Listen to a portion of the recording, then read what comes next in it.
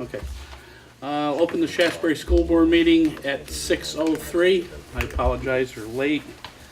We'll begin with citizens' comments. Is there any citizens' comments?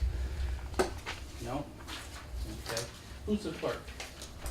Okay, Dave. Okay. Yes, Larry. I'd like to fill in for Tim for just a second. Tim has been working on the crossing issue, and we have an actual hearing up in Montpelier. Jim, did you happen to run off that email from Tim giving the date? I did. Do you remember? 21st. 21st? Friday the Okay. 21st. So we're going up to that committee meeting, and Tim has asked that if there are community members or board members that want to either come or send any support material that they can think of that might help our cause, Okay. get a hold of him and please Okay. make I sure did he get has his it. email too, so. And this is for the traffic light? This is for the blinking light, the beacon light. well, it's for a variety of things. Oh, is it? Primarily the speed Oh, issue. 25 miles an hour, yes. Right, we're asking for 25 and the state is saying we're only approved for 30. There are mistakes made. So, It's different than 5, yeah, okay. All right, anybody else here? Okay, I have the one thing I want to do to bring the board up to speed.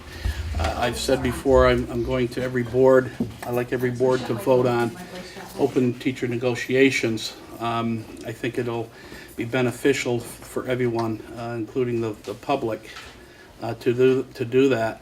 I did go back and I checked to see what my motion should be, and so I'm going to make a motion right now that move that all negotiation sessions for the new teacher collective bargaining agreement take place in open session. So I need a second. I'll second that. Okay. Any discussion? I know we just went through a very tough negotiation. That's you, why I'm- you more than others. That's why. But is there a fear that in negotiations I've been in, in business, not in school, Mhm. sometimes it is Contentious. contentious. Can be, and yeah. And it's sometimes good to have some discussions behind closed doors, Right. if you will. Yeah. I must say that both sides have to agree. So even though all the boards agree, I just think it shows that we're willing to put our cards on the table. Yeah. And I'm even willing to step aside because we've been talking about putting somebody else there from Shaftsbury, and you get rid of all that old baggage and stuff. And I think if you have new people, and I've been there and done it, and I know people like me, some people don't, and that's okay. But that comes with the territory. But I think if we do this, if we at least vote to do it, it doesn't mean it's going to happen because they have to agree. Right, it's just and we a- can't force them to Right, agree. yeah, So, yeah. but I just think it shows a good faith Direction. effort that Yeah. we'd like to try and not go through another strike. I don't think that's good for our kids at all. So, anyway. Thank you. I'll say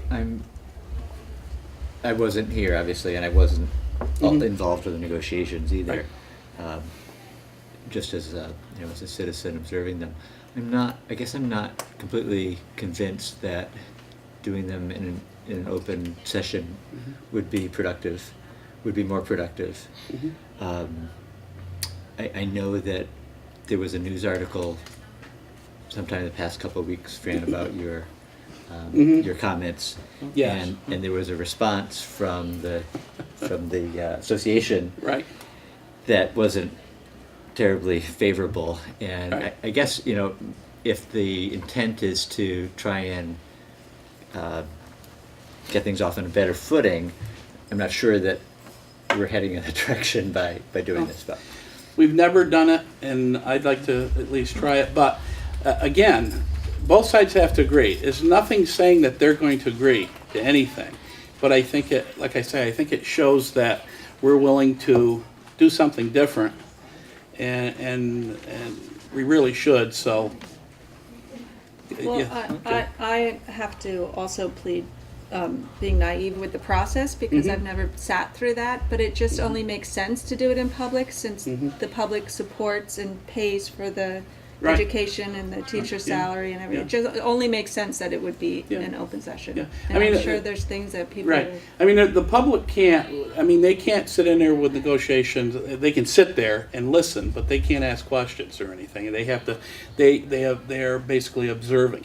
Now, it went well up in Burlington. I've heard that it didn't go so well in Rutland, but I think, again, Shaftsbury's never done this. And I just think that we need to move towards something else other than what we've had. The same old isn't working. So, you know, I mean, there'll be newer members coming down the pike anyway, so I think if we can set the stage and do this, I just think it's the way to go. But that's my opinion. It's only one opinion, so. Anybody else? You said it's been tried in Burlington did it, and Rutland. and Rutland's in the middle. Did Two Rutland districts. settle yet, or? Rutland settled their contract, Oh, okay, good. but that's another issue altogether. Oh, okay. There's also a fellow up in, Jim, do you recall where Dave Adams is? What school district? He's trying to get legislation that actually makes it mandatory that negotiations be Oh, done. really? Yeah. And that's, you know, that didn't pass this year, but Okay. it may pass. So there are other people thinking this Right, might be a right. good process. I think as budgets get tighter and tighter, and funds get dry up, and, you know, like our grant monies and all these things, I think we're gonna need to have a different perspective on going into negotiations. But that's my opinion, so. So if there's no others, I'd like to take a vote. All in favor of the motion to go into open negotiations? Aye. Okay. No, or abstain? Opposed. Okay. So there's 4 for, and 1 opposed. Okay, thank you. Appreciate it. Okay. No other citizen comments? Okay. We'll go to financial, the treasurer's report. Fran, I think there is a citizen's. Oh, I'm sorry. I do, and I want to say that during the strike, there were a few parents that tried to talk to the union representative to kind of understand, because the Right. media wasn't covering certain aspects. And I think Right. I would feel really, I think you're right. I think it would clear up a lot of bad blood, and because, you know, if you have nothing to hide, why not negotiate in public? Yeah, And exactly. if you have something to say, why not say it in public? Yeah. If there's something to say. So I appreciate you bringing that up, and I do support the open negotiations. I think it would be a great learning experience for the public to see the process as well. So I don't really see any negatives to it, and I appreciate you All right, bringing it thank up. you. Okay, treasurer's report for May. Yeah. Yeah. Any questions, anything? Okay, motion to accept the treasurer's report? So moved. Seconded? All righty. All in favor? Okay. Okay, consent agenda. We have the minutes for May 8th, May 21st. Any changes or corrections on those?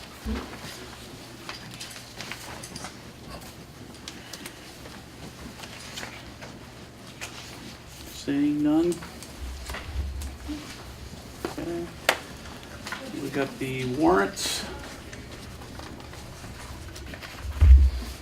And I'll read them off. We got warrant number 23 for $110.58.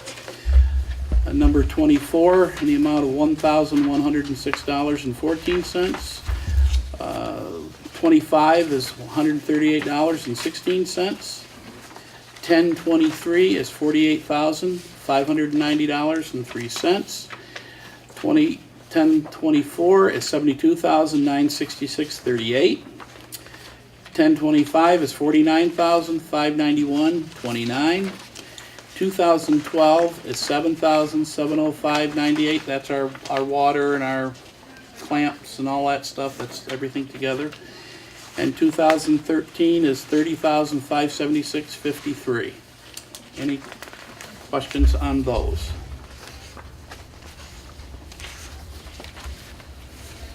I had a question on,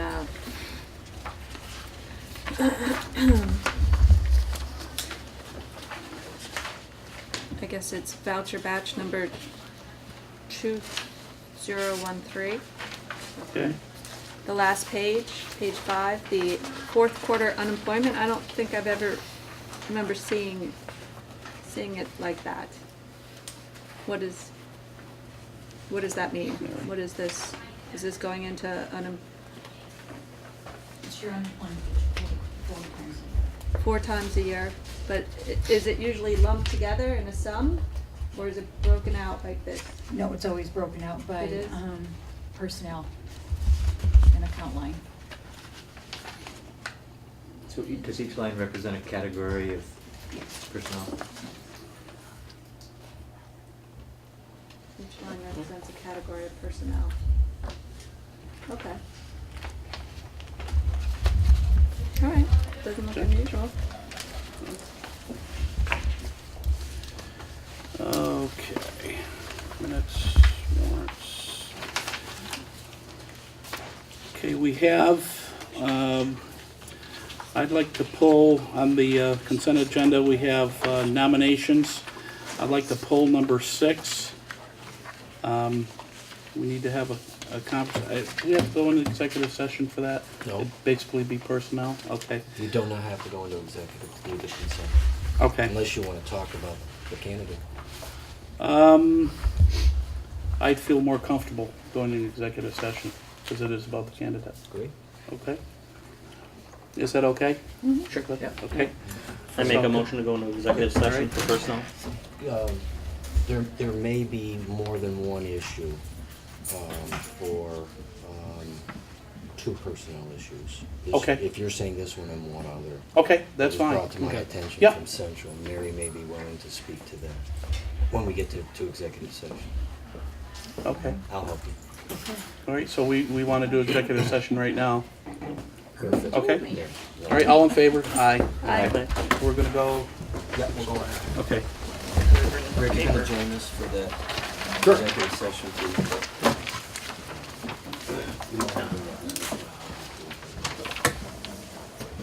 Go ahead.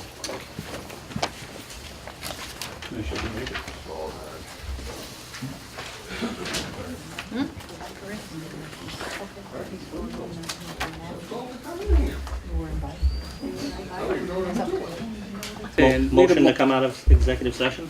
Anybody? Second? Second. There you go, okay. All right, we want to make, go ahead.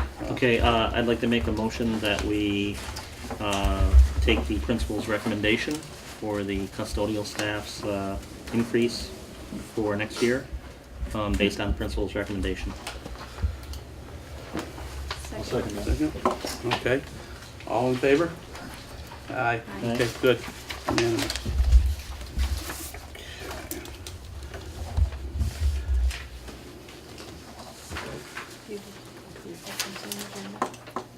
Not yet. No, with just that motion that you made there. And these are gonna go around. Yep. Okay, we have one other on the consent agenda, is the nomination for the network lab supervisor. Need a motion to approve that gentleman? Or is it just part of the consent, or we have to do that separately? Well, Separately? I'd like to do it separately, Okay. yeah, because we did the one up Okay. here, so. Yeah. So moved, Frank. Okay. Second. Second, all right. Any questions or anything? Hopefully not. Okay, all in favor? Excellent, okay, good. All right. Did we actually vote on the rest of the consent agenda? Not yet. We vote on this number Not yet, 6. we haven't. So we gotta do them, yeah, I wanted to take them all at once and I got confused, so I think the only thing we have left is the minutes and the warrants. Okay. So, all in favor, I need a motion first for the warrants. Thank you, Jen. Larry, you're gonna second it, good man. Okay, all in favor? Aye. That's the rest of the consent agenda. Abstain. One abstention. Abstained? Fran, you included Laura Boudreau on that? Yes, That's part. yes. Okay. Yeah. You sure? Yes. Jeez, don't confuse me anymore. God, okay. All right, we have policy next in close. It's the number 5705, the Shaftsbury tuition policy. Is there any questions to that policy? Changes or anything? Can I ask Donna to explain the color coding? It's very special. It was sent, this is a policy that you have had Since 2007. since 2007. And we sent it to Patty Page, who put in the color-coded notes that sort of updated this policy for your purposes. So she did add a few things that I think are worth considering as part of your policy. And you, as a board, can approve this policy for your use, and then it could go to the SVSU Policy Committee for their information and approval. But it is really specifically to your needs that this is written. So I think it is worth a discussion on your part to go through any of these areas that you would have a question. Did you want to do the other part of the We can't do that now? admission policy? I mean, I know it's farther down the agenda, Yeah. but we were also going to talk about the admission process, so I didn't know if you wanted to do that all at once. No, that's good. We can do it right now. Perfect. Is the, Jim, I don't know whether you had any thoughts on the recommended or the proposed changes to this policy, and whether the policy as it's currently written is in need of refinement. I would. I don't know that we've had tuition students come in to test that even. We have not. Yeah. We have each year in a letter to towns that don't have an operating school, sent a letter asking if we had, those students were interested. None have come. So that is not, we have not used the policy. But I think it might be wise to follow Patty Page's advice and seriously look at those. Did you want me to speak? Yes. Okay. Yeah, that'd be good. I think there are a couple of things that you need to consider and that she has pointed out in some of these notes. One is that you would, if you admit any tuition students, you would need to be open to admitting all students. So your policy needs to cover the needs of students, and any needs that would come to you, you need to consider according to this policy. And so there are some phrases in here that address that. She did add Part A, number 3, where she put in a phrase about the numbers of students that you would have in the class, and what the limits would be for those numbers. In the admission process that we wrote up, we did put in some specific numbers. I'll let Jeff and Jim address that. So we would admit students on IEPs or 504s after having a team meeting with the sending district, so that you would fully understand what the needs were of that student and if Shaftsbury School could meet those needs. And another part of the policy that's important to remember is that the sending district and parents are not, parents cannot tuition their own children into your school. It needs to be, they need to be sent from the sending district. So that district remains the responsible district for meeting that student's needs in every way. And you are sort of a service provider for the sending district. And they also would be paying for any additional services that students would need, so that if they were, and there is a list here on page 5.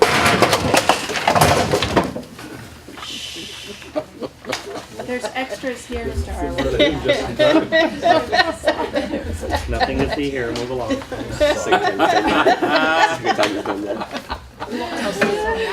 All right, Jeff? Out with a bang, Jim. Focus in on that, Mike. Bang the drum. I need a little color. wanted to go out with a bang, Fran. You went out with a You're bang. doing that? Yeah. Good start on it. Yes.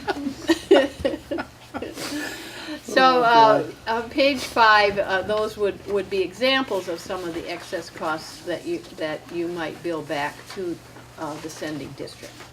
So I think those are kind of the issues that she tried to clarify in her added text.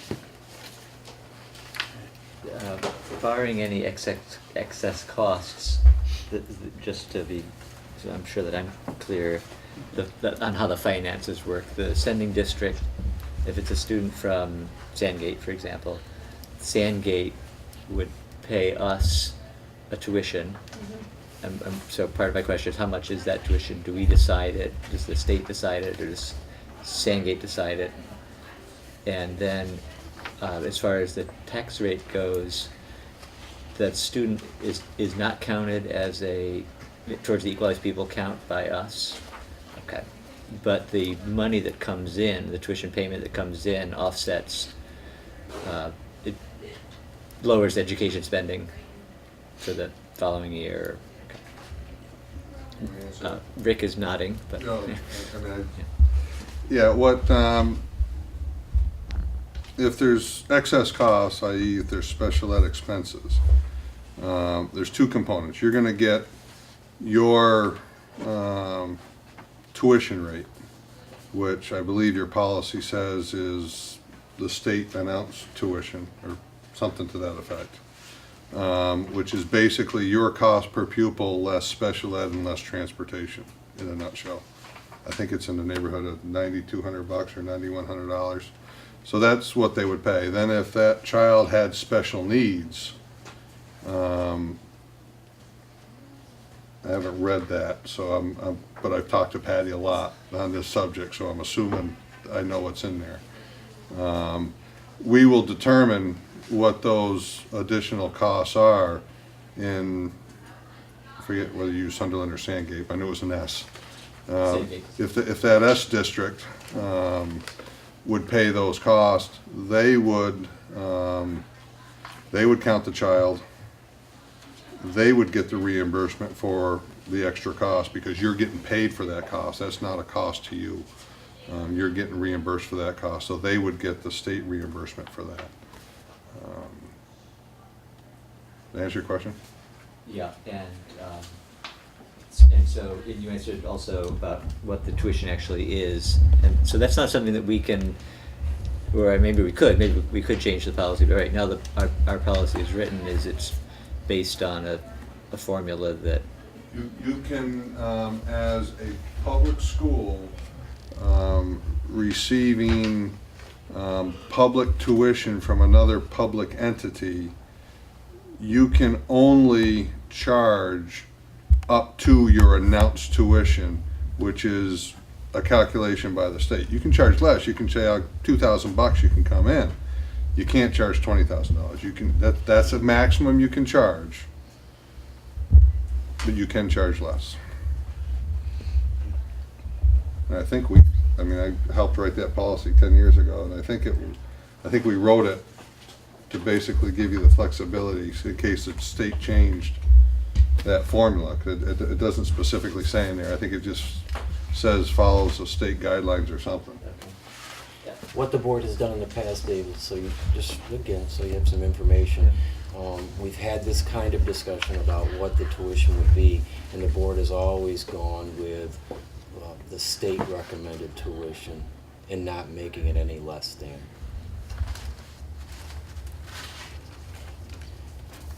So did you want to talk a bit about the admission process? So this is with help with Donna and Jim. We started looking at the process as far as if kids come to us looking for tuition for next year. The top page is a little bit about the policy. It's actually verbatim from the policy. And then the process for parents. And I'm not going to read it verbatim, but to highlight it, it just basically goes through what the steps a parent needs to take to see if a child can be tuitioned into Shaftsbury. A lot of things to be considered. One is class sizes. Obviously, we don't want the class sizes to go above a certain level, and those are number 7 there, and they follow pretty much the school quality standards that we've always used. The other part to consider is we talked about special education, and we don't want to overload our special educators we have now by taking in more kids that are special ed. So we talk with the spending district about how that's going to work. And then we have an application on page 2 we put together, just general information, see where the kid is coming from, the student's coming from, and the school they attended, what grade they will be entering the next year. I also put together a little questionnaire that if parents want to come in for an interview or an informal meeting with me or a designee to talk about the process and talk about what the student, they would bring their academic records, their discipline records, all that stuff to the meeting. And then the last page is a table looking at enrollment for next year and what we could possibly take in for tuition kids, and leaving approximately 2 spots open for natural growth, people moving into the district over the summer. Any questions? So what would be some of the reasons that we wouldn't accept? That we could not accept? I mean, If a class is full, like for other example, than, other than the enrollment policy, and other than the numbers, so there's proof that they have to, forms that they have to fill out and questions that we ask. So at one point, can we say, well, we have the room, but we don't want to have your child here, and what would those reasons be? Is that listed somewhere in the policy? I mean, it is, but that's what Don and I have been talking about as far as special ed is the right. big issue there. Is if we have and what was her name from Patty Patty Page? Page? She even asked that question: if a student needs services and the caseload is already full for a special educator, Right. what are you going to do in that point? And Right. we would have to, talk with the sending district, and are you going to pay for an extra services for the student? Am I right on that, Donna? I did. They're responsible for the Yes, they're service. responsible for, Yes. I mean, So they'd have- nothing should they'd come have- out of our pocket. Yeah, they'd have to say, it's okay. Right. And then we'd go and say, we need this. I mean, Right. there'd be an initial meeting, any student, I'm sorry, that is coming from another district that's on an IEP or 504 plan, there would be a meeting beforehand with some of our special educators Right. to talk about those services and what the student might need. But if there was an issue with discipline or their behavior or something that followed them through The their, policy's pretty clear on the discipline. Yeah. If a child's been expelled or whatever, Right. we're not gonna take somebody that's been expelled from another school. so that's pretty good. It is clear. Yeah. I think one concern that, and I've sent a question to Patty Page about is, if a student came and we felt that our special educators here already had a full caseload, could you, like a class limit, have a caseload limit or a threshold at least where you would consider saying, we don't feel that we can meet this child's services, but it would be equitably administered, and that any child that came in addition would not be accepted because the person would be too many students, because we wouldn't go hire another special educator Right. for one additional child. So it just would have to be written so that it was equitable for all students. And what happens if it happened, they're diagnosed with something that needs to be addressed during the school year that wasn't addressed when they were, Then I think it would follow the regular process of what we would do here in terms of meeting the students' needs. The sending board would always be involved in the team meetings that would identify the services that were needed. And one sentence we put on here that I think is important to remember, it says, "The sending district remains the district of residence and is responsible for ensuring students are provided with a free and appropriate education." So it always goes back to the sending district. If, for instance, if a student needed a different placement, that would not be Shaftsbury's responsibility, it would be the sending district. So let's say that a family from North Bennington wanted to send their child here, and you met with them and said, okay, that's fine, and they were, maybe anticipated some extra costs. Would the sending district have any power to say no? And is it really up to the parent and us? How does that work? IEP driven. Yeah, the IEP team would be making the decisions on what the services If it that were, are needed. if there were. an Which IEP. the sending district has a role in, Yes. Okay. What if there's no IEP involved? and there wouldn't But be any there, extra then there cost. wouldn't be any services. There wouldn't be. Right. But this, can the sending district choose not to? Choose not to what? Not If to a, pa- provide if a services? parent was adamant that I want to tuition my child into Shaftsbury for whatever reason, Only- and they lived in North Bennington, and Only if North they Bennington get said no. written as- Only if they get written as an IEP. Right. Are you talking general though? Yeah, I'm talking general. General. I'm sorry, Regular, I'm sorry. Again, no IEP, no. So can North Bennington required. say no? The sending district. Well. They have the to fir- agree to They have send to them. agree, they have to send agree them. to send them, so they Right, can yes. say no. Well, Okay. no. Well, if you use North Bennington as the example, Use they, Sandgate. Or, Sandgate, they tuition anywhere, so they, they, you know, yeah. if it's a non-operating district, they can tuition to any public school in the state of Vermont, Okay. and they're gonna send you your announced tuition. And they have to, I mean, they don't, they don't have a Right. choice. But this is also true of North Bennington. Right, It will be It will true. be. right.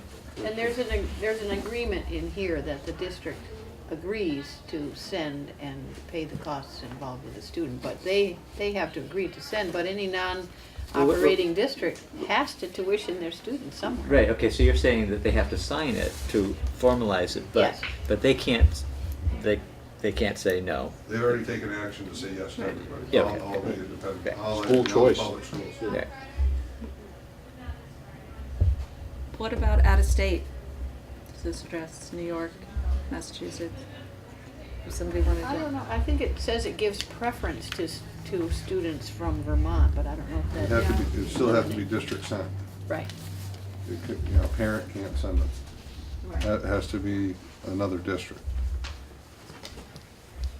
And most public schools are not gonna tuition their students out unless they can't provide an education. So it's only where you wouldn't have a school. For Right. instance, if a district didn't have a high school or didn't have the school to send them, then they have to send the students.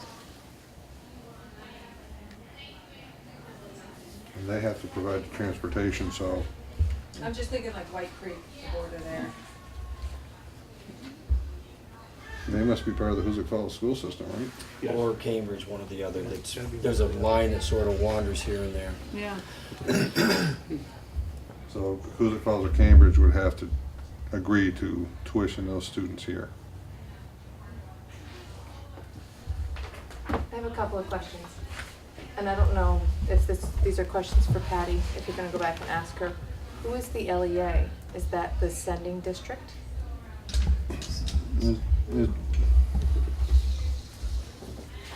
Rick. It's the supervisory union of the sending district is the LEA. And so if a student comes here on an IEP and the IEP team convenes prior to them coming, and they come here and there needs to be an increase in service, what if there's disagreement between Shaftsbury folks and sending district supervisory union? I would assume Shaftsbury could say, then we clearly can't deliver the service that you believe needs to be delivered in the IEP. Right. That's the end of the agreement. Who's case manager? Someone here or someone in the sending district? I believe someone here would be the Someone case here. manager. You need to be directing the services. And it's on an individual basis, so sibling groups wouldn't necessarily stay together. So if you had a fifth grader that was able to come in and then there was a first grader that was, or kindergartner that was gonna enroll 2 years later and there weren't enough spaces, there just weren't enough spaces. But there was something that That's possible. Ms. Page wrote in the policy that if there's currently a tuition student in good standing here, they would get preference for the following year before So a it's new. each year. Where does that show in the policy? She wrote that. Yeah. But it would take It's a number 3, I believe, right on the front page. Would it take a Shaftsbury resident out of that? No, Shasbury residents would get preference over tuition students. Because I was confused about that language too. That's just for example, if somebody came in and they said, well, I have another fourth grader who wants to come in, but we already have a good standing fourth grader that we're tuitioning in, they would get first, because they've been here for a year, if they're a good standing. You have to take all your residents. Yeah. Yes, Yeah. it just, it wasn't clear, I mean, to me, it wasn't. So, yeah, so just to reiterate that, then a student who comes in from another district this year and there's a place for her might find next year there wasn't a place for her. And siblings would be a whole nother issue. Yep. That's hard on the child to not know from each year. Yeah. Well, I thought, unless that got changed, I thought they agreed to matriculate through, so if they came in third grade, you're saying you think you can kick them out in fourth grade? 1 year, after every year. That was my understanding, that if for example, we got an influx of fourth graders in That moved Shaftsbury. into town- that Shaftsbury- moved into right town. town. Yeah. Yeah, Does the agreement state it's permanent? yeah. I think that was the intent anyway. And that's why you have to be very careful when you say what your capacity is. That's right, about how many you're going to admit. That's Um, why the numbers, I was just talking to Jim and Jeff, the numbers you put out as the numbers you're going to accept need to be generously accommodating to your students, so that you know that if 4 students move in or 3 students move in, that you're gonna have enough room for your own students. You need to decide what you want. I mean, Yeah. Yeah. if you don't want students, you can make this very Yeah, you easy don't and have say there's to- no capacity. Right. But if you want students and you're saying, well, you're at a year-to-year basis, I'm not sure how many are gonna come knocking at your door, because I don't know how many parents would wanna be at the risk of Right.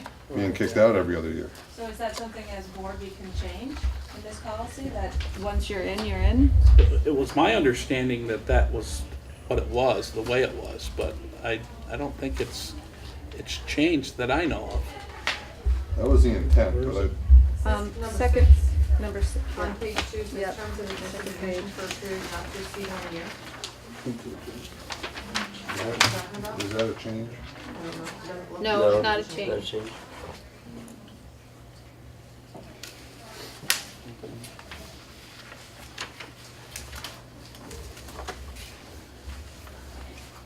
Yeah, if that's the case, I don't know.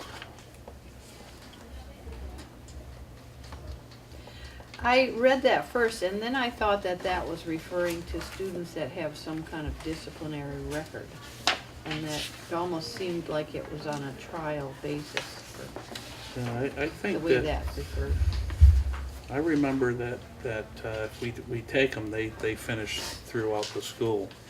You're not gonna get anybody if you don't. No, I know, That's right. yeah, No, I know. no, you're right. Come out. Well, You're right. a worst case scenario is that you, as I read it, the numbers left about 2 in each class. Yeah. For We each can class. adjust that if we want to make more And we push. can choose to adjust it, but if we leave it as is, at 2, and we do get that influx of 3 kids in one family, and they're all triplets in one grade, God, that's gonna happen.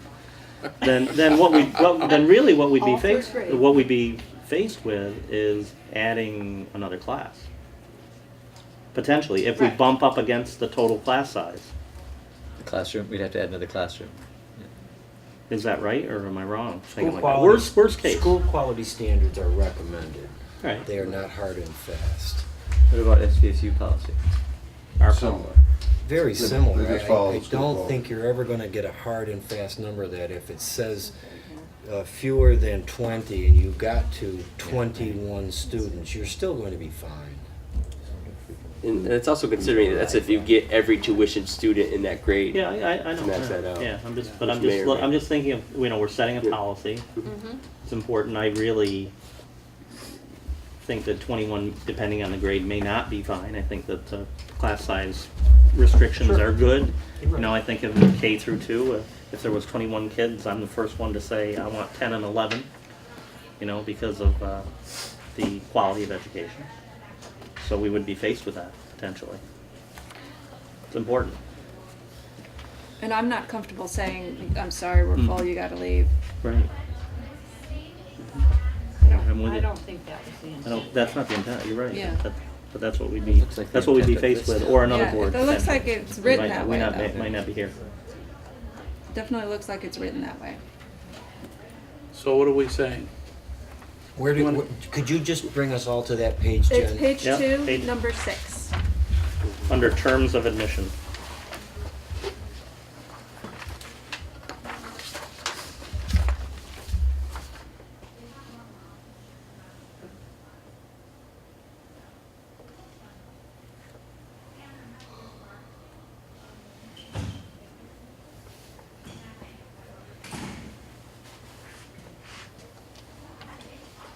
That's the way I read it too, Jen. But So would you want it written to say that students would, once admitted, would stay? Subject to the disciplinary. Yes. Subject to, Subject- yeah. subject to all these Yes. other Right. conditions? Yeah, I think that, yeah, that covers. I'm sure Before they're Patty can admitted. write that in. I'm sure she's. so if I have an interview, I mean, if that's how the rest of the board feels. Well, I really hate to start a child in second grade for the sake of argument. And then you're gonna ask them to leave the following year. Or 2 or in years 6. later. Yeah, six. it doesn't, yeah. I wouldn't Admission support something one that period. myself. Following the same line, what do you do about sibling groups? Yeah. That's a tricky one too. complicated, Jen? Complicated. I mean, It's tough to guarantee a sibling if you don't, I mean, Yeah, that, some Yeah. siblings are 8 years apart. yeah. You know, I just. Well, is there a way to say, you know, within a two to 3 Did someone years? say they get priority or something somewhere? No, current. Well, current tuition. Like if we have a fourth grade, that's pretty much almost full, or full. If a fourth grader is tuitioned in and is already in good standing, I can't take another tuition kid to replace them. Does that make sense? Right. That was what this page suggested. I mean, you could write in there somewhere that, I mean, they get priority, you know, preference and Right. if it's available. This But, spot opens up. I mean, how are you gonna, if you've got 2 kindergarten slots and 4 people apply, how are you gonna pick them? We mentioned first come, first serve as a possibility. First come, first serve? We're dating everything. Yeah. When we receive an application, it's first come, first serve. That's the way in which we had started to operate. Makes And sense. we already have applications out for people. It makes sense. But, Well, I think that's a good way to write it, that siblings are given priority if space is available, and then. if and- applications received prior to April something, I mean, you can't wait for them to apply on Right, September right. 1st. That's right, right. So just sort of a question about what you're asking us to do, if you're asking us to do anything. There's the policy, which we have some changes to. Jeff, do you want the board, though, to say, here are the number of people that we'll accept into each grade? We did that a couple of months ago. This is the most updated one. It Well, changes, I mean, it changes regularly in terms Yeah. of our I mean, population. it's gonna change for, Yeah. it'll be changed by next month, so, Right. I mean, do I think do we leave it Jeff in and your I. hands to use your judgment, or do you want us No, to give you a number? Let's stay quiet, but. Well, it's in number 7, pretty clear. What's that? Isn't it in number 7 on that first page? That's the recommended. That's the recommended. That's the recommended. If you want to make a bigger buffer than 2 kids, in case there's an influx in a grade, we can do that. But those are just some initial But numbers that we that's came up total with. class size, that's not how many tuition students you'll admit, because there's the, No, there's the, That would be. The right. bottom number Yeah. is a buffer. Yeah. That's leaving 2 space, even if we get all the tuition students for that grade, that's 2 students that could possibly move into the district over the summer or throughout the year that we could still accommodate. If you want to make that a bigger buffer, I understand, in case there's a big influx, or we could leave it as is. That buffer's based on school quality. Yes. Correct. So there are 27 openings as to what Jeff and I would be recommending. I believe it wasn't it 18 for K3, yeah. 18 for K3, that should be K3 on the front page, not K2. And 4, 6. Correct. And number Those 7. numbers are not correct on that first page. 23. So, no, let's see that.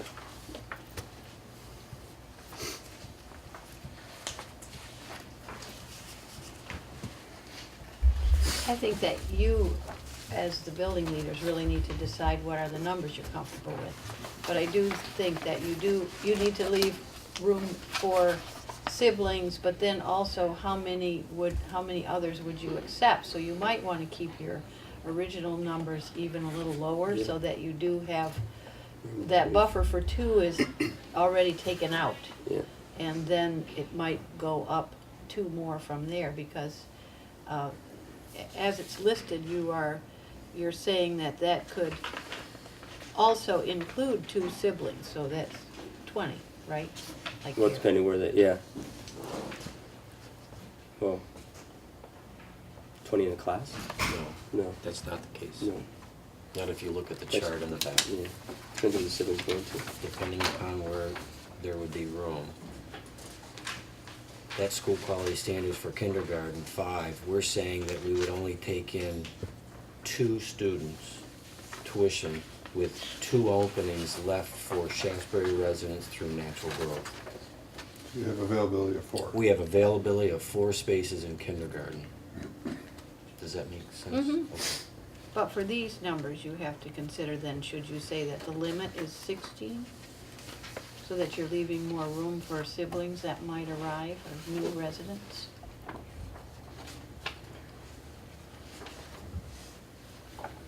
It's up to you. Yeah, if you want to make the buffer bigger, you can do that. So what are we looking to do? Are we looking to change number 6 or leave it as Well- is? Well, I got one more on this, because, you know, you can overthink this, but, so you have no IEPs or 504s involved, and you take in kindergarten, the 2 students that's available based on this last number. And then August 15th, you get the triplets Hmm. for kindergarten, And instead of having classes of 19, you would have, 20. 21, yeah, and that may be okay, but, well, I'm not saying it's but okay. no, I'm no, just it's not saying okay, what but it we'd is. have it, but you took in the tuition student in July and agreed with the sending district the terms of the agreement, which is they pay the $9,200, the Title 16, whatever the law is in Vermont. But also as part of the agreement, they agree to pay any additional cost. Now that's kind of reserved for 504 and special ed. Yeah. But if we had to add another regular teacher to get our class size below the recommended 20 in that grade area, would they? Well, I see no, but we, no. No, that wouldn't be. That wouldn't, I get it, but hey, it's an additional cost. Go ahead, Dave. I know no, I know, I say no to the Just answer asking too. it to put it out there. But part of me says, We can change those numbers if you Mhm. like. If you feel more comfortable changing those numbers, I totally understand. So there's more of a buffer for parents that we have those triplets come in. they're gonna be famous triplets. You know, I think if Yeah. historically we know, we can feel comfortable that these are the numbers that are, you know, are likely to come in or are a little bit on the high side, then. And I was gonna say, my question earlier about what are you asking us to do? I am comfortable giving you the final decision on the counts, Okay. based on whatever the information you have and might, you know, come to your attention over the summer. But one other question though, has anybody asked about busing? And I'm thinking about North From a Bennington tuition? here. Yeah, any of the applicants, have they asked None of whether my busing's applicants have, but available? yours have. One person who came, I enlightened her to the fact that we drive right by and we would offer that service. And she said her son was very excited about it, but she's not sure she's gonna put him on the bus. So it's kinda neat. So in that case, we did drive right by, there might be some residents of other towns, or well, Old North Bennington, who we don't currently drive right by. So would that be something we'd have to discuss at some I point? think that is always the possibility of working with Mike Gardner at Dufour's, who has been very willing to, working with Rick and the principal, to tweak bus routes at no additional cost. He's very easy to work with. And the bus presently going in that direction follows the same route over and back. So to have to go one way over and come back a bit of a different way would not increase the cost. What do you have, three routes? 3 routes. Yeah. One goes that direction, right? That's correct. Yeah, and my recollection is that's not a long run. It is not a long run with the fewest number of riders. Yeah, I don't think it would be much of a deal to tweak it up a street or two and down a street or two and pick up another 10 kids, and it wouldn't affect that run whatsoever. Probably a 30-minute run at best. Yeah. But keep in mind, North Bennington, if we get students from North Bennington, they've never had busing anyway. Yeah. So I'm sure that they would want to bring their kids. There may be one or two that may want to, geez, that's a good idea, I can get to work earlier or something and Right. by picking up their child. So I don't think that'll be a big issue myself. But I'd say, leave it up to the administrators and let them do their thing. I think if there's a problem, they're gonna be the first ones to let us know. Yep. So we can move on from this issue. Okay? Hey, did you want to take a motion about including that language that Patty added? I think that's kind of a change to your policy. Yeah, if you'd like. Was there something else? You want a motion on the change in the language? Are we gonna have to motion on the change again after she adds those number 6 I in? don't think so, would we? I'm not sure if you need a motion, because ultimately you gotta go through the policy committee to get back to you to adopt it. You gotta warn it and adopt it. You can give direction that you like the language or don't like the language. Okay, Um, what's your preference? And I think you wanted to say something about multi-year attendance of some sort. So just to clarify that, Rick, the SVSU policy committee, does the policy committee have to approve this before we can do anything with it? It's the same policy. Or does the SVSU No, have to approve it? technically you can warn it. I don't think this was warned on your agenda. No, No. One of No. the things with the, It's not warned, but it's a topic. with the policy committee is are you on that committee? I mean, they're gonna go out and do more research on this probably, and they're probably gonna try to, I think everybody's using the same template. It's just one of those policies that the name has changed to protect the innocent, but everybody's gonna have the same language. So my suggestion would be fire your feedback back to them, so when they get it all in from all the other districts, hopefully it's a better document at the end of the day from a number of sets of eyes looking at it. well, what about a time restraint here? Because we're looking to, Listen, I know how the policy works. Yes. It's How forever. about that? Really works. Yeah, You yeah. operate under the policy that exists old one. presently. Okay, all right, You'd good. have to use that. I'd feel comfortable with that then. How about the rest of the board? Yeah, but just, I'm still not clear on if this is a Shaftsbury policy, I mean, can we have a policy of our own that doesn't Yes. have to be approved by Yep. anybody else, Yes. or, yeah, You need to warn it, you need to and warn then it? adopt it the next meeting. Okay, So you need 2 meetings to go through Yeah. that process. okay. But for now, we work off this one. We work off this one, but with the changes, did you take, No, we Donna, have were to you, work off the current. were you You writing work off down? the current one. I did write down the notes to So ask where's it gonna Patty. go from now? Is that gonna go back to Patty and we're gonna see it Yes. again? Yep, Yeah, Okay. But it should be warned for August meeting. right. That's- What yeah. you We'll think? make sure that we'll Yeah. make sure it does. There's one I'd thing like for to the see this agenda. be our policy. Yeah. Yeah, and sidestep the policy committee. I mean, I hear what Rick's saying about, you Right. know, number of people, input, it's gonna purify it, but Oh, yeah, we're the folks on the front line here. exactly. And we seem to be pretty clear on what we'd like to see included. Yep. And we have that option. Okay, I'm with you. everybody's set. So do we need to take a vote or anything? I don't think so. No, I didn't Not think if you so. want to warn it in August, then Yeah. you'll see With the the language improved that language. Patty puts in, and then, Right. Yep. even then you can still edit, and then you Okay. accept it on the fall. All right, that's what we'll do then. Acceptable, Okay. everybody? Is that okay, Mr. Harwood? Is, It's a great idea. Can I add one suggestion to that? Because it's a long time between now and August. I get Patty's changes, I'll get them out to everybody and give you guys a deadline to get back with any other changes that need to be adjusted before August, whatever the date is. So you're having people already inquiring about. Yes, we already have So we should applications probably in. get this going now. It may be worth you calling a special meeting. Yeah, well, I was gonna You know, say that. it may I be don't know worth where it. everybody's gonna be, but I can call everybody Try it. and, You know. and make sure that we can do that. You know, Yeah. All right, good, that's sort of how we'll leave it. Sorry I'm late, can I go back Thank you. to No. I got two more. 2A2 other? Financial Yes. other? Yeah, Go ahead. I apologize for being late. I think Mary passed out ahead of time the Shaftsbury Resource Room. You guys saw this once before. This is our current projections. You see the encumbrances in there that projects out through the end of the year. If you look on page 2, you're showing a deficit of just under $15,000. The majority of that is the pair you hired in January, Yes. which is to the tune of about 14.2.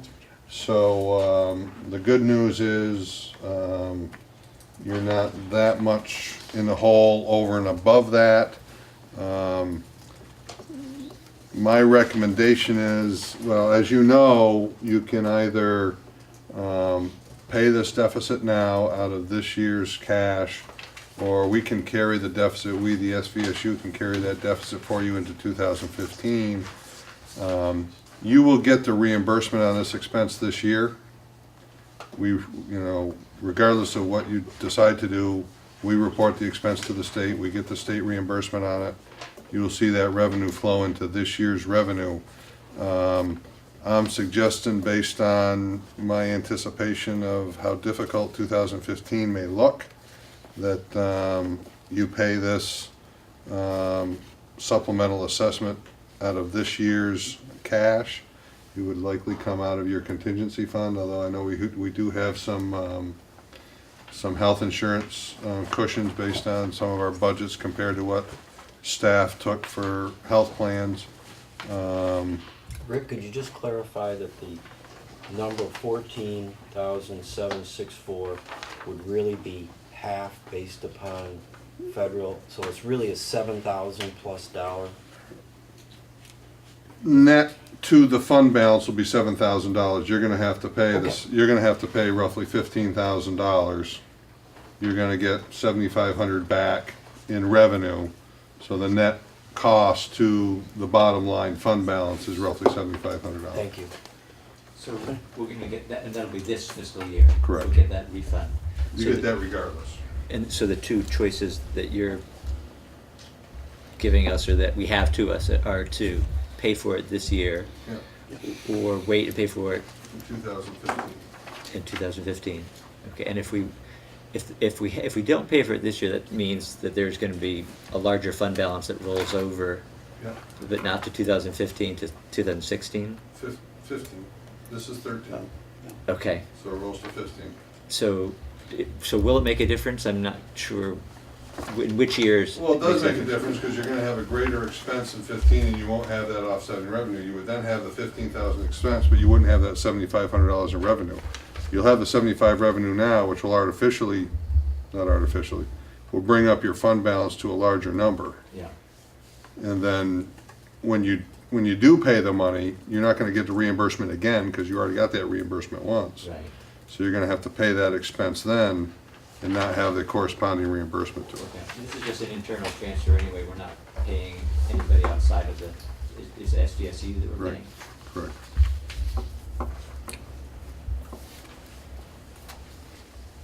okay. Before you make that decision, though, just remember, I'm sorry, it's been a long day and I'm here late. You will likely see an additional assessment from the SU for the admin assessment.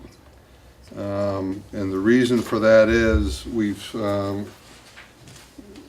we've experienced unplanned, some significant expenses that have been unplanned. They are largely in the area of legal and personnel. Shaftsbury's 6.3% share of that is just under $10,000, $9,954 as I currently have it estimated. That will be an assessment you will likely see very shortly coming out of the next SU meeting. What's the amount, what's the total? $10,000. Remind me, which line is that, Rick? Is that's That would be in the Board of Ed administrative assessment. what is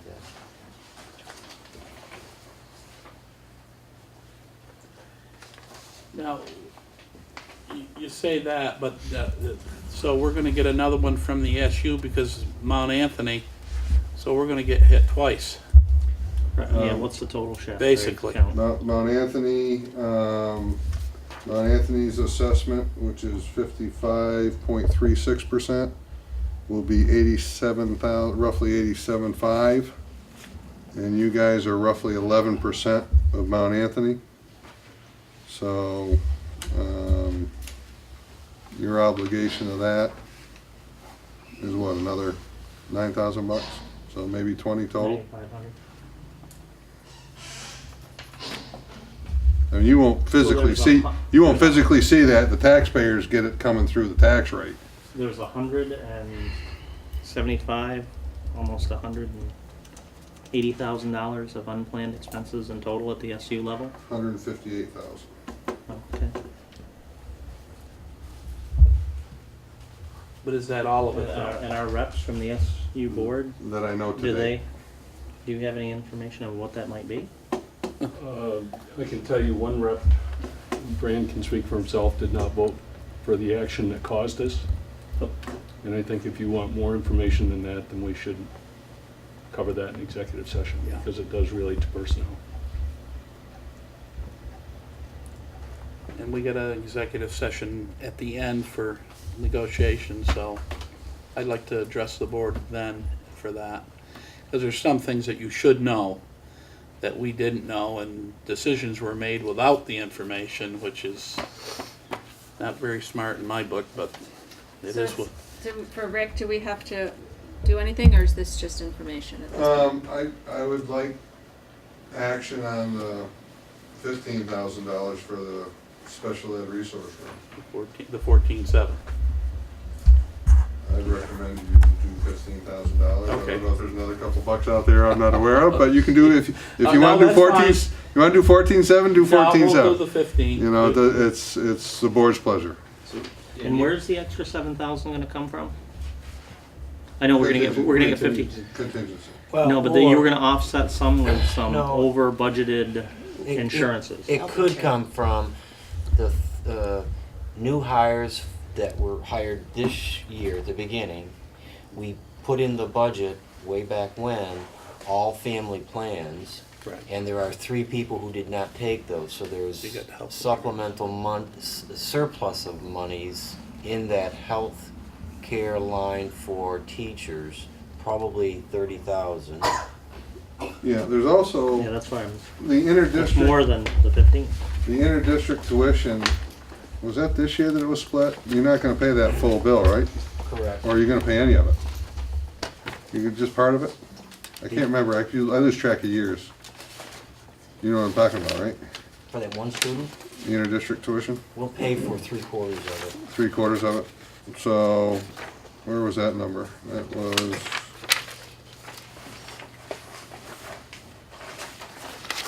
That's on page 5.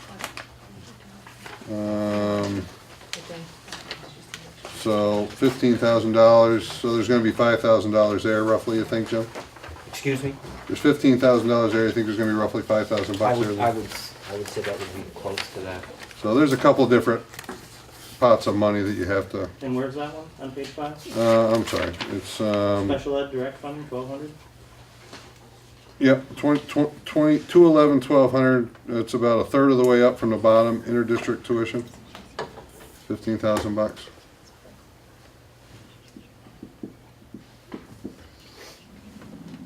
There would be some transportation savings, small amount. And why won't we be paying that? Child moved. Child moved out of our district to another district. Excuse me. You're gonna pay some of it. Because of the timing of the child's move? Correct. Small amount of savings in transportation also will follow that.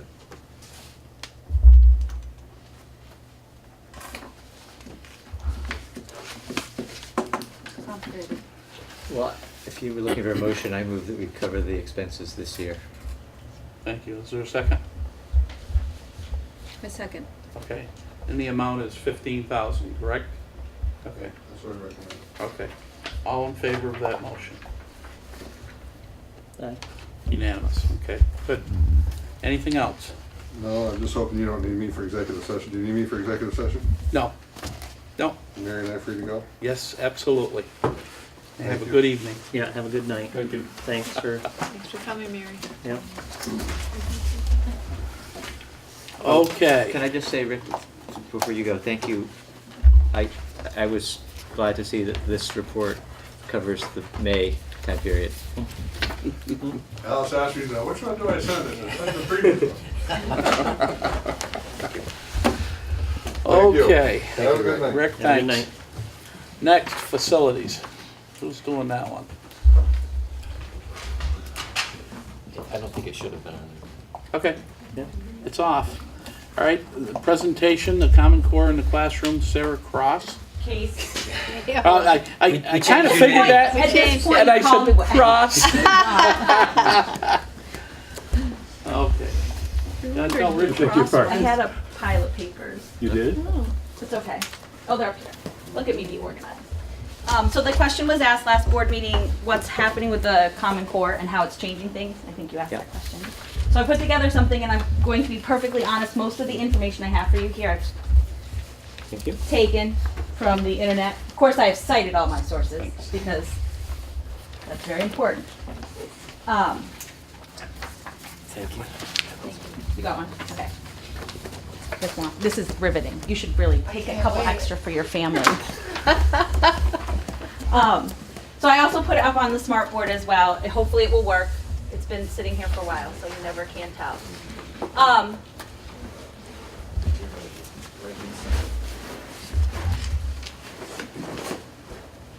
Oh, look at that, the lights and everything. So this is basically what you have in front of you, the second page.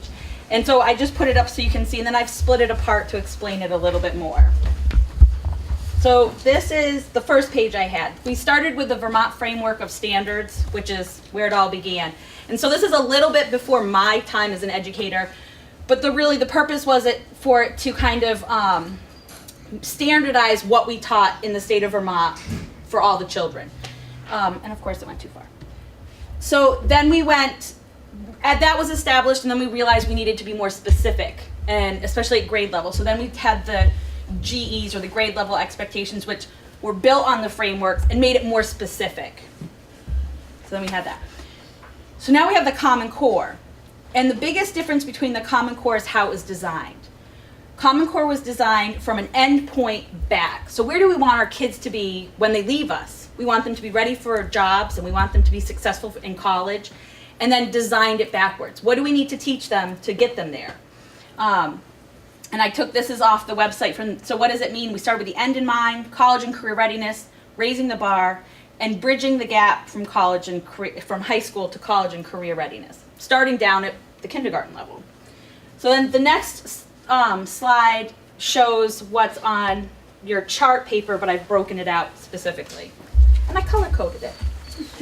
And I teach third grade, so I know a lot about what the Common Core is at third grade.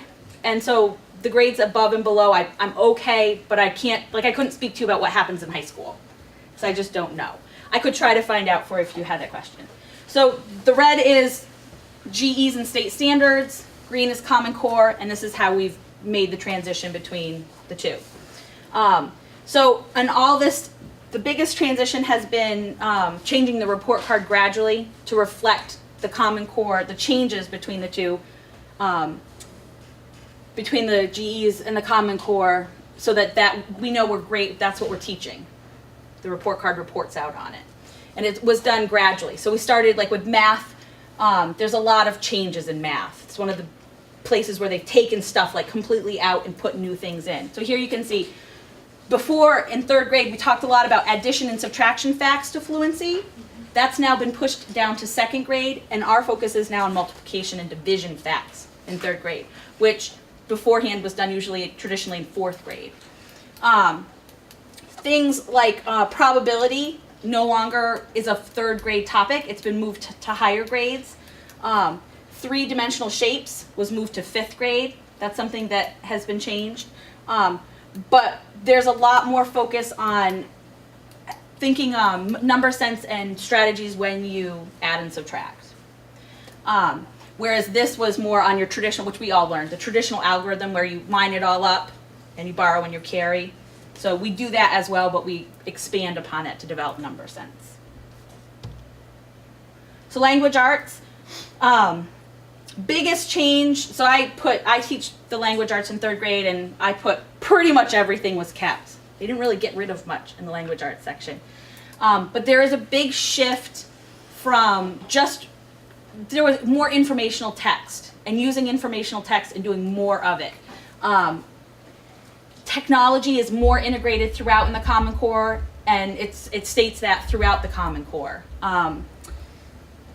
Things like analyzing purpose and craft, comparing and contrasting books by the same author in a series. So some things are really specific in the Common Core that they might have just said, think about author's craft, but here they tell you specifically what they want you to do for 3rd grade example. There's much more specific grammar expectations, usage, and mechanics. Those are big changes. Writing uses different language, but in some ways is fairly similar. We used to call them responding to text, reports, narratives, procedures, and now we call them opinion pieces. They call informational writing, narrative writing. There's a bigger push, though, to write more often. We used to focus a lot on finished pieces. You take it, you bring it through the whole process, you have a pretty thing to hang in the hallway. But most authors don't write that way. They write a lot every day and then maybe pick 1 or 2 pieces to publish. So more of a push to do that. And so it's extended in short time frames for a variety of purposes. So just don't tell me a story, respond to a text, or tell me how to do something. So that's writing. Assessment. This is a big change. We're going from the NECAP, which is the New England Common Assessment Program, which was a paper and pencil-based test based on the standards. And now we're going to the Common Core, which is we call it the SBAC, or the Smarter Balance Assessment Consortium, which is computer-based, which I haven't seen the test, but going from paper and pencil to the computer is a change.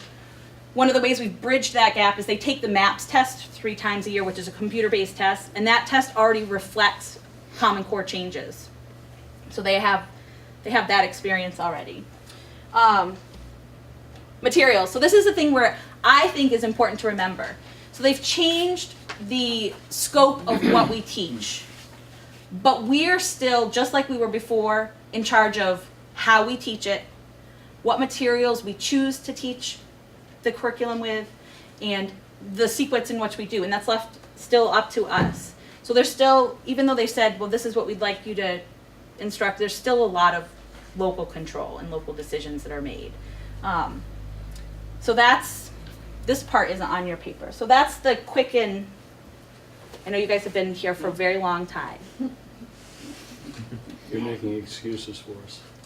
No. You've done a great job. Thank you.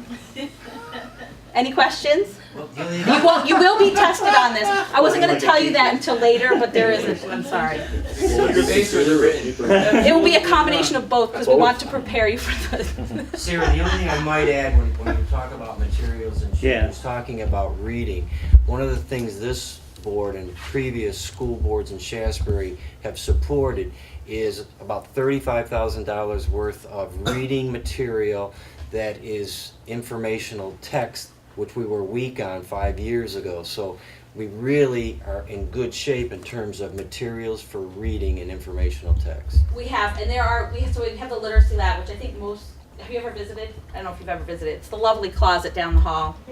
But it's full. It's beautiful. You walk in and it's full of books, and it's got every genre. It has fiction and nonfiction. It has multiple copies of each one. And the nice thing about it too is it's from Scholastic.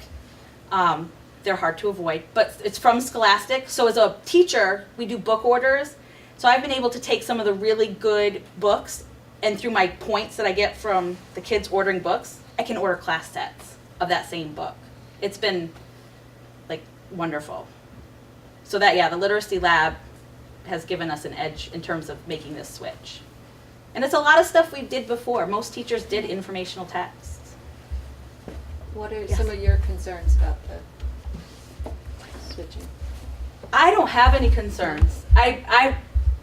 I've been doing it. I actually, to find the standards, I had to go print them out again because I got rid of mine because we don't follow them anymore. So I go, all my teaching for the past couple of years has been really from the Common Core. When I say, what do I need to do this year? What do I need to cover? What are the skills that are expected?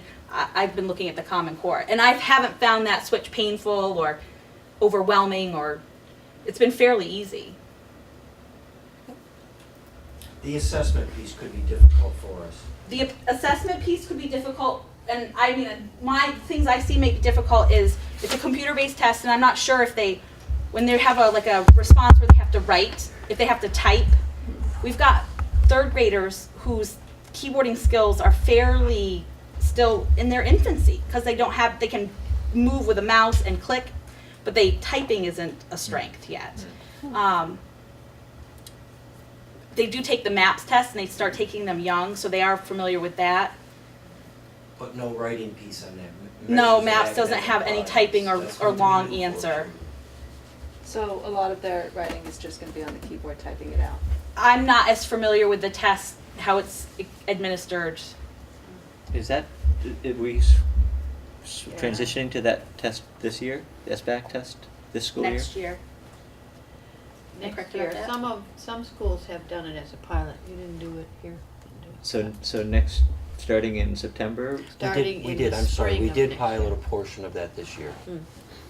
5th and 6th grade, I believe. Yeah, I have. So starting in September, will it not be a pilot anymore? It'll be The spring of next year. spring of next year, okay. And what grades will take that? 3 or 4, 3 on up. 3 on up. Yes. My only concern, I have total faith in teaching staff, the administration. My concern is, can you give me 3 things that are going to indicate to me that this is working? That learning is actually taking place? There are days when I ask that same question. There are some days, and then it happens.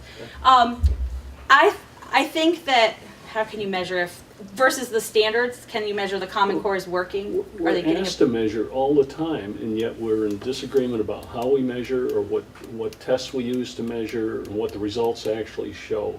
And I'm concerned that we're headed into a new program. It sounds like we're not totally prepared. Not your fault. in terms of preparedness, I feel ready. As an instructor, I feel like I have the materials and I've instructed my Right. 3rd graders on the things that are required under the Common Core. When we go to transition from paper and pencil to computers. the computer and, test? And there's a gap in there. There's bound to be a gap. So we're not totally prepared in that area.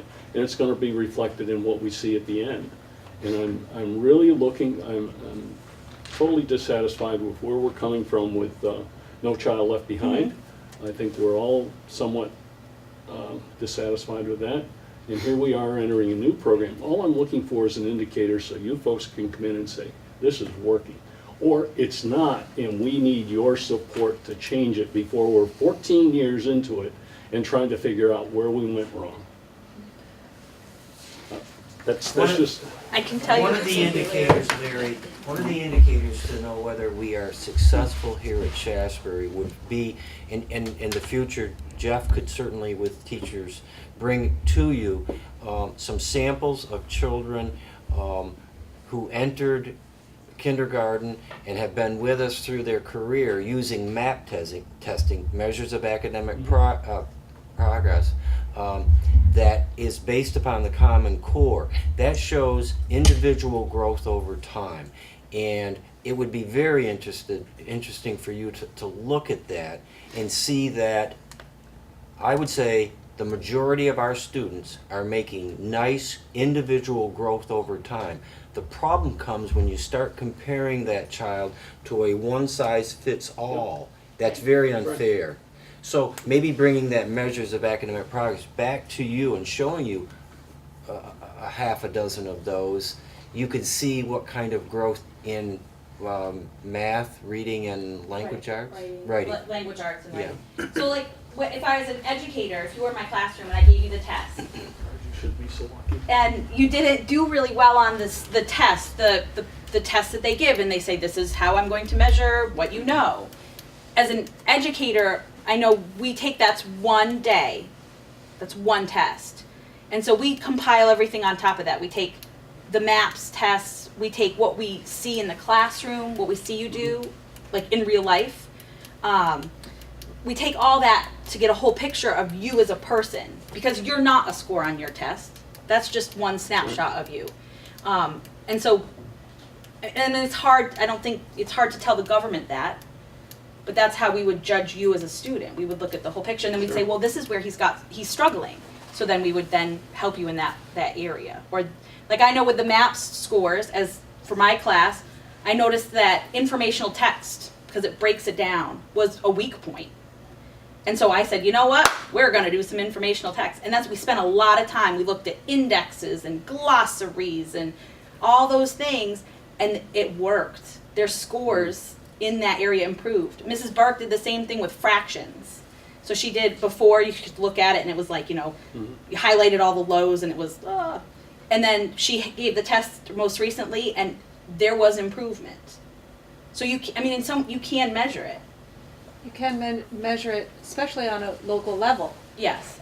In the government, in defense of the government, I'm not one to always defend them, but that's the only, Right. these are the only way, this is the only way that they have to measure what is happening in our country. Right. As students, so you gotta trust the teachers. Right. We you can't gotta all get just- together and have a conversation about.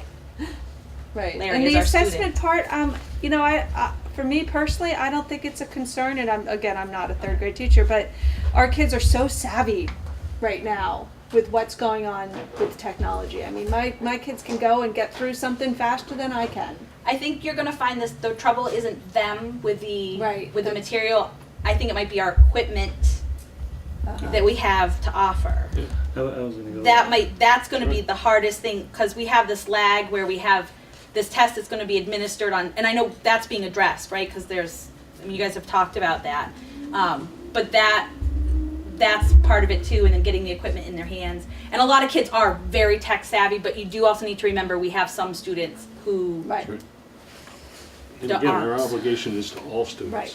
So then I'm sure that our staff is aware of that and will compensate for those students who need a little extra help, push with that process and the assessment. I mean, you see it every day, you know whether they're able to do it or not. So I have a quick thing to show you, just to we have a student. So how do you know they're learning? This is how I know they're learning. So what we did is we did this child's going to explain a strategy for the subtraction problem. And as you can see, it's written horizontally. It's not your traditional algorithm. And so we tape them and we have releases for all this. It's very official. 123 minus 298. I'm going to plus 2 to this side because 298 is just 2 away from 300, which is a nice friendly number. And I need you to stand on the sides because it's constant.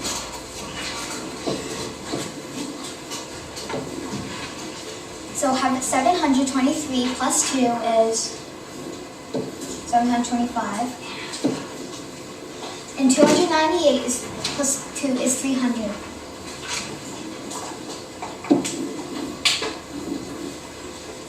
$725 minus 300 equals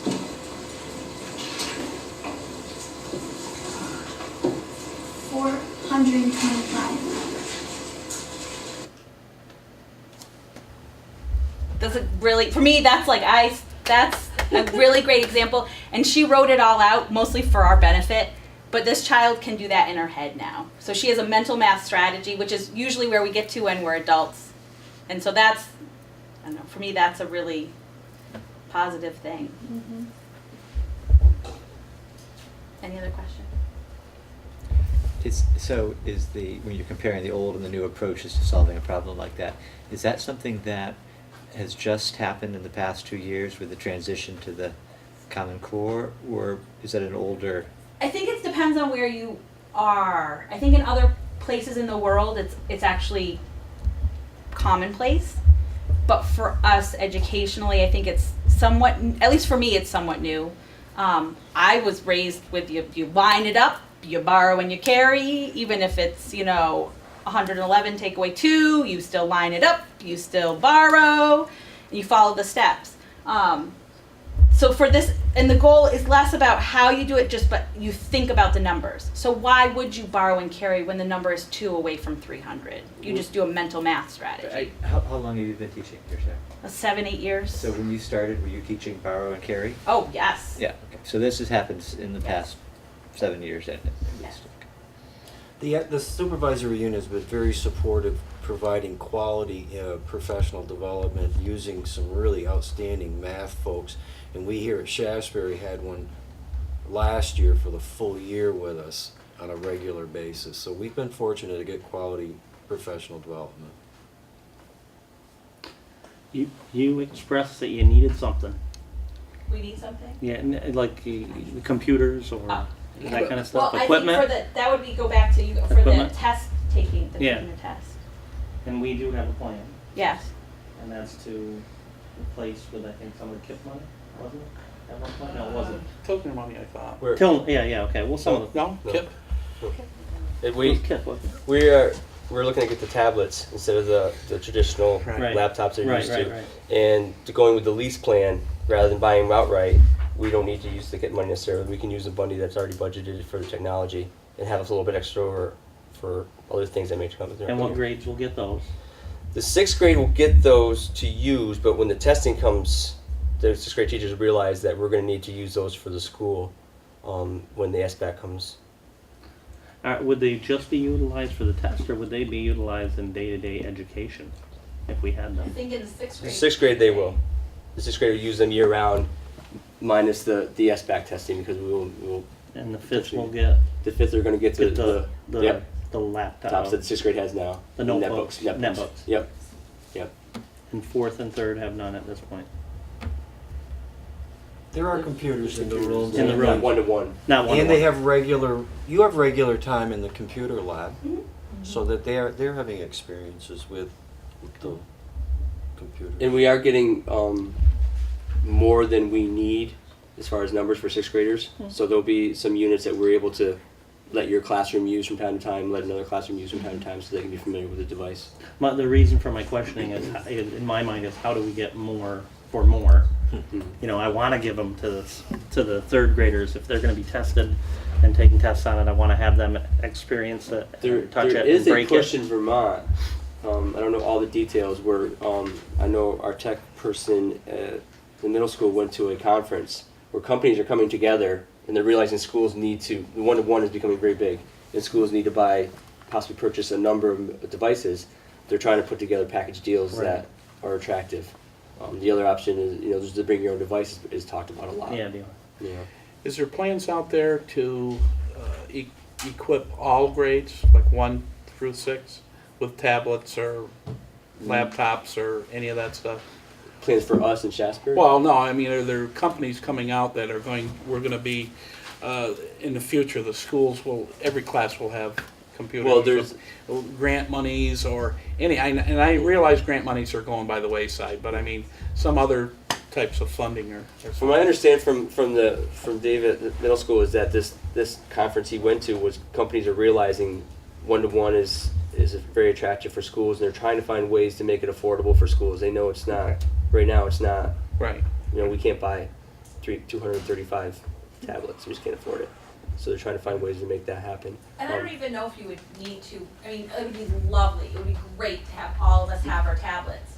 But there are ways you can get less and share, because, and I don't know, maybe I'm a little old school, I do still believe in books and that experience as well. So I like as a teacher, it would be great to have access to tablets once in a while, but in terms of like all day, every day on a tablet is I think unnecessary. But again, I'm a little bit No.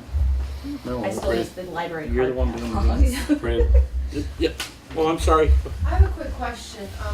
It's been my experience that tablets are very easy to consume information, whereas a laptop, it's easier to create with the typing. Has anything been said Yeah. about that? Because it's harder to tablets type. come with full keyboards. Oh, they do. Full Okay, keyboard. so it's not going to be like an Full keyboard. iPad. It's actually Okay, bigger than the netbook keyboard. good. Okay, Yeah.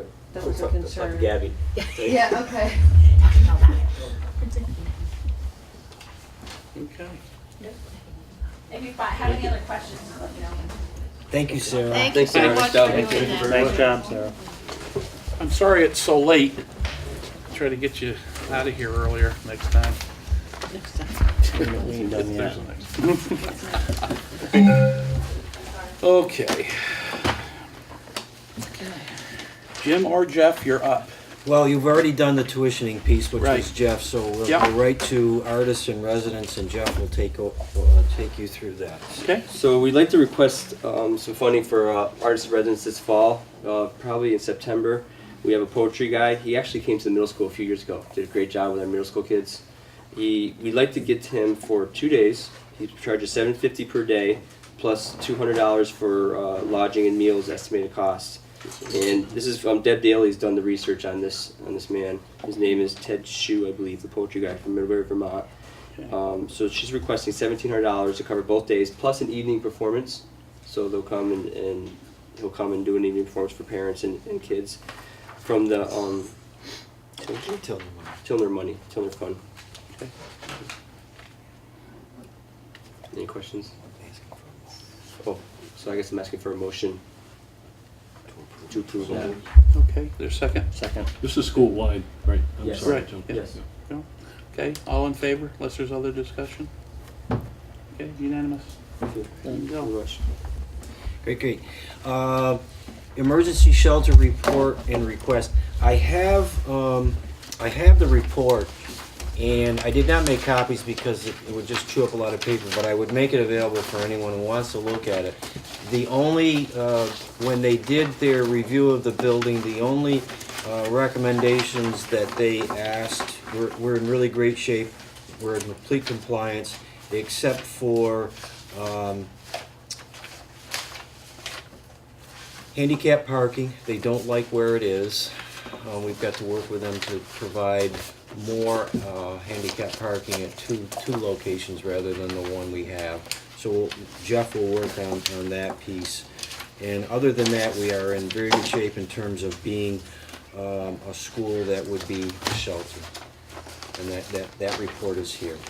The second report, and I'll pass copies around, it's considered a rough draft. It was created by Bob Kalinowski with a visit by Jerry Prue, Jim Marsden, Jay, and myself. Walked around, and each area that Bob was concerned about is on here. I really believe that there is a great deal of information that would require each board member to read this report over, realizing it's a draft, but it also has implications for spending money, and I think it's an issue that requires you folks to read this, and it should come back to you in September or October after you have some really serious time to think about it. Talk with the community about it, because some of these recommendations are rather far-reaching.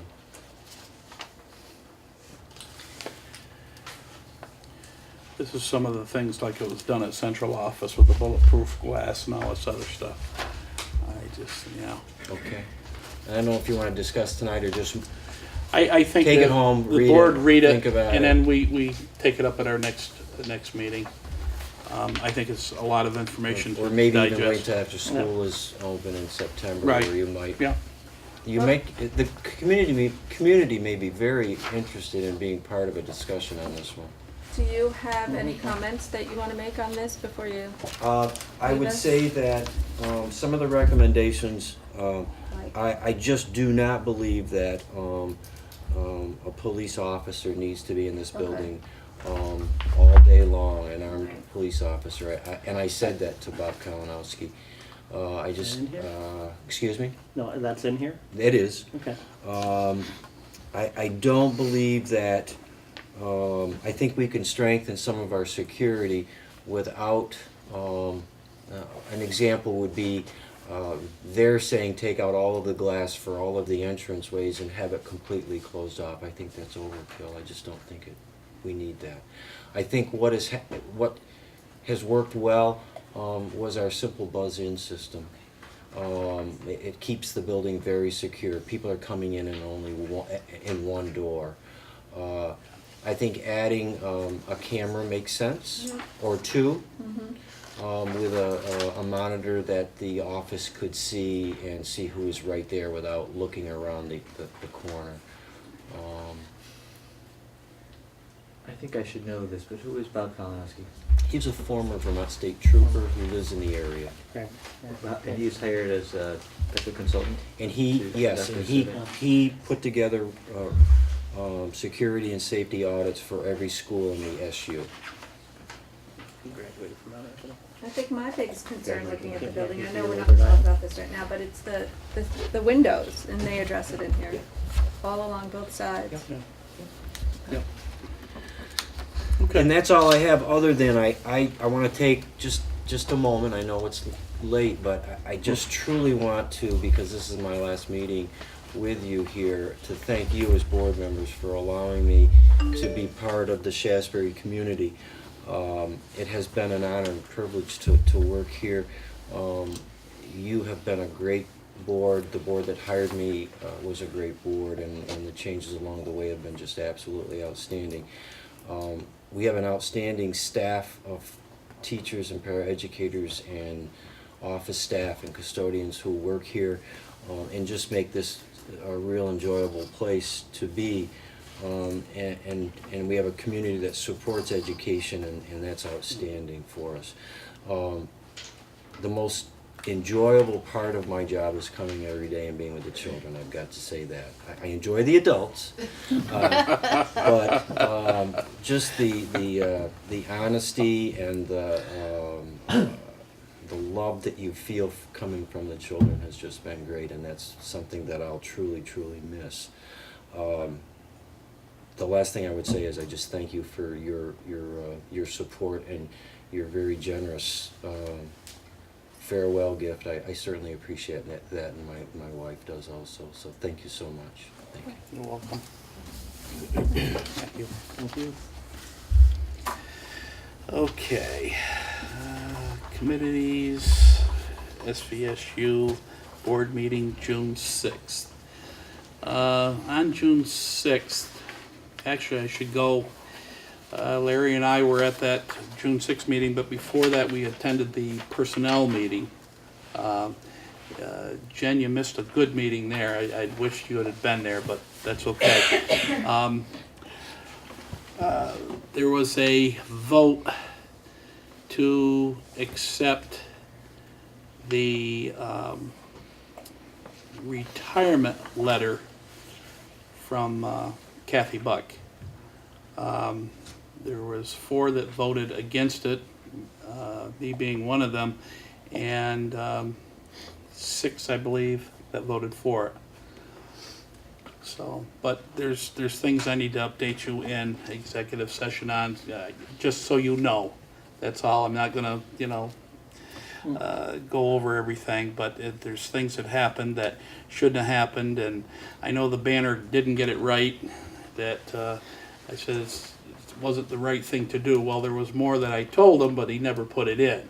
And so that left more questions from other people saying, well, what did you mean by that? Well, I'll tell you what I meant by that, because I still say it was very wrong what we did, but that's my opinion, and the vote was taken, and it's done and over with. But anyway, let's let's see, I think that's about it on that part, and superintendent is next.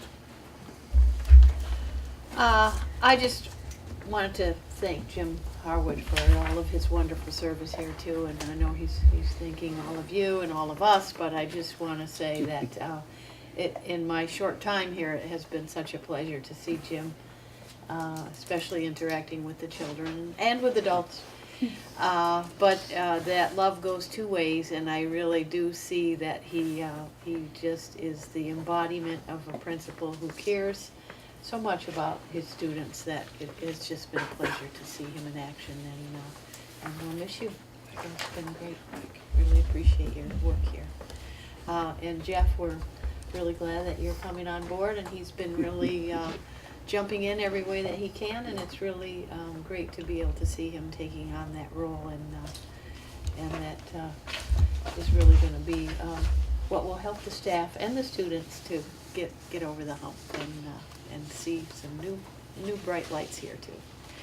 I just wanted to mention that we've been working on the Title I grant. I think that there are pluses and minuses to the way that is administered, but it is distributed according to the needs of communities, and the assistance that's given to each school is ranked by the level of free and reduced lunch. So for you to know that your rate has gone down considerably. So I think it went from 49% down to 39%, which is quite a significant That's drop. this year versus last year? It is, yes, for this year, and they use a reporting figure, I believe, from the middle of the year, that is what is used to do the targeting and ranking for the schools. Do you think, may I interrupt? Yes, Do you think, that's just that's a big number, and I know that it had been lower in previous years, but is that a fair assessment of the need, or is it possibly also a function of how familiar people are with the program and how well we're reaching out to people who might be eligible?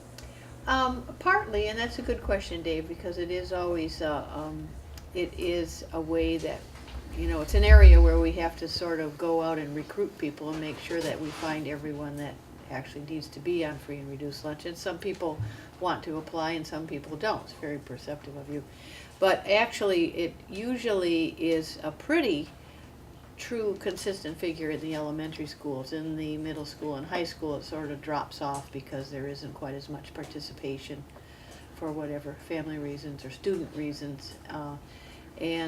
So at the elementary levels, it really is a pretty steady figure usually. That's quite a significant drop for your population. Did you see similar drops in the other districts? No, increases, Yes. some rather major increases. And I'm bringing it up to you because it will mean a reduction in some of your Title I services here, because it is done according to that distribution. We did have another person that was added last year, and I think that probably is not going to happen this year, so you will probably have one person here for the title services. But we'll see how it all is distributed. We haven't really assigned every staff member, but we will. I will just keep in touch with you about how. Will we be it able goes. to know, or maybe our SU representatives know, the total amount of Title I dollars that are available to the district? And then our ratio, and if Shaftsbury Elementary is getting that ratio? Oh, yes, it's very specific. Yep. Because I think I recall back when I was board chair 10, 15 years ago, that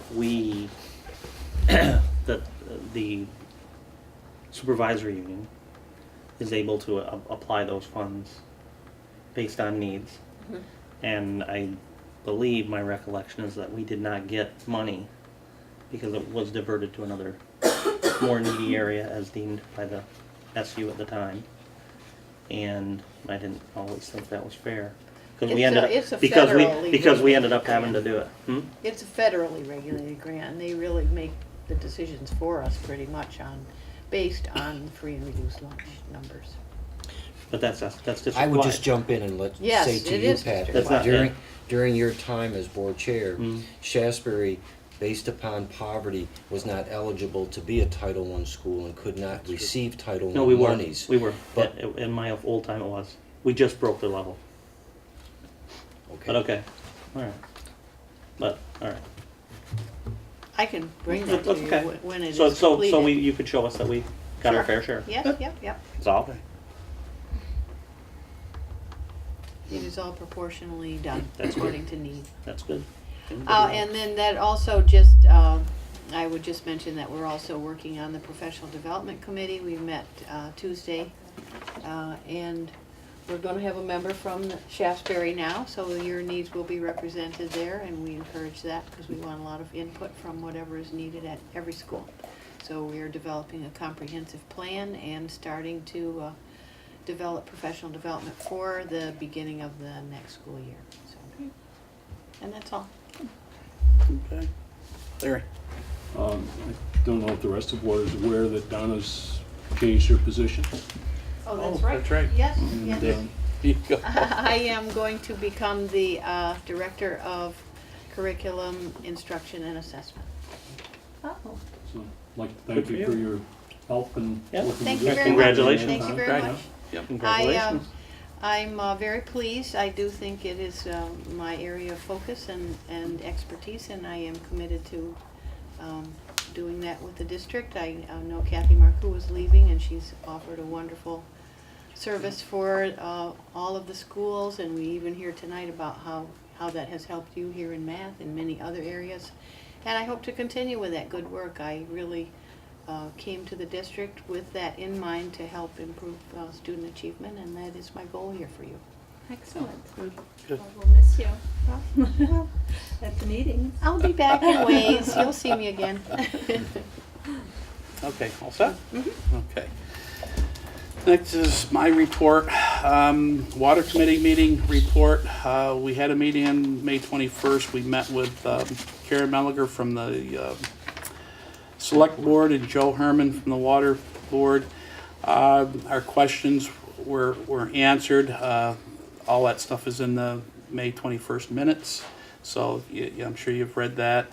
And I want to thank I really appreciate everything that the town did for us, Joe and Karen, and really coming through to explain everything, and Jim and everything. So it was all set.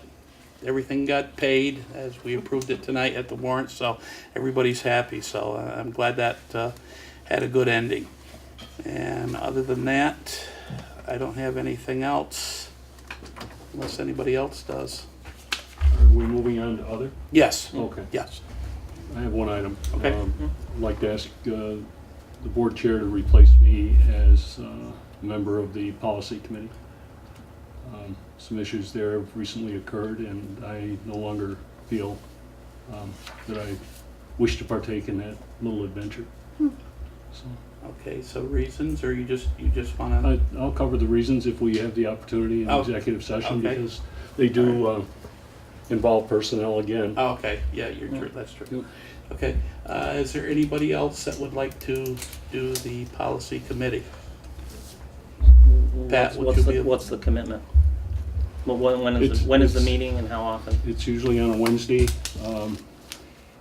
They're not consistent, Pat. They happen maybe every 6 weeks, 4 to 6 weeks.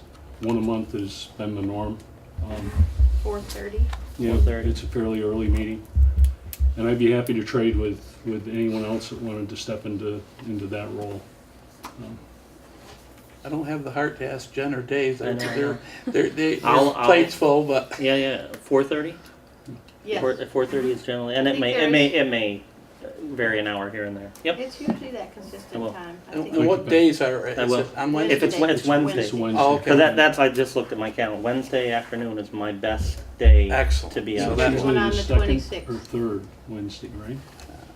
Now, who will give me the actual schedule? Will I find it on the SVSU? Mary Lee will. Mary Lee will email notify me? you, Or yes. can you make sure she get, yeah. Yeah. She Yeah, probably has your she's got my email. email address, Oh, but she'll just okay. have to put me The on that next group. one is on the 26th. Next one's on the 26th. Good. Thanks, Pat. Yep, Appreciate it. No problem. Okay, we got the last day of school, which is June 20th. It's a half day. We got our future meeting dates, no meeting in July, maybe. We'll see what happens. And if everybody's gonna be available, we'll try to have a short meeting, because everybody's busy doing things, I know, so. Have go- a picnic, A picnic? a board picnic. Aw. Yeah, okay. At Fred's house? I gotta open the pool then. How about a cookout out in the garage, out in your new building? Yeah, on the new bar. Yeah, New that's true. Okay, so we need an executive, small executive session, and I need a motion. Can I just say? one Sure. thing? Mr. Harwood, I just wanted to tell you that was a pleasure sitting during meetings with you, watching you work, watching you deal with children and my children especially, and everything has already been said about you, and I just wanted to tell you how much I appreciate you. Well, I think it has. Thank you, Jim. But it hasn't come from me, and I just It goes appreciate for it. all of us, Jim. Very much. Yeah. So, Thank you, Jim. Second. And okay, enjoy your time. yes. Okay, all in favor? Aye, Bye. okay. We're not gonna need administration, right? No.